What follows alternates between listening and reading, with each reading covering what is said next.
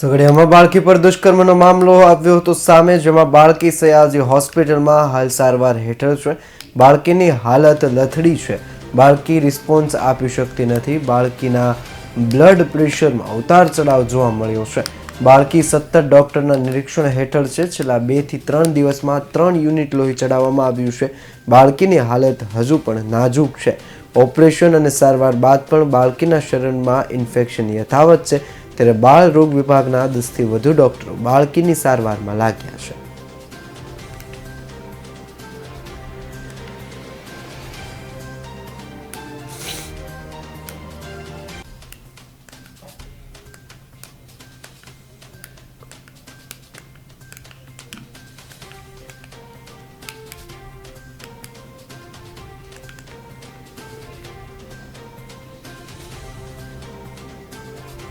ગડિયા ખાતેથી અત્રેના દવાખાને રિફર કરવામાં આવેલ દુષ્કર્મ પીડિતા બાળકીની હાલત અત્યારના લેવલે ગંભીર જ છે.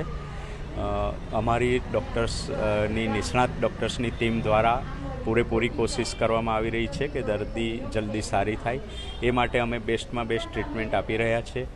દર્દીને બ્લડ પણ છેલ્લા 24 કલાકમાં 3 યુનિટ ચડાવવામાં, છેલ્લા 48 કલાકમાં 3 યુનિટ ચડાવવામાં આવ્યું છે. વેન્ટિલેટર પણ ચાલુ જ છે અને બેસ્ટમાં બેસ્ટ સારવાર આપીએ છીએ. અચ્છા, શું પરિસ્થિતિ શું છે અત્યારે? કેટલા ડૉક્ટરોની ટીમ આની અંદર કામગીરી કરી રહી છે કે બાળકીને સારી કરવા માટે?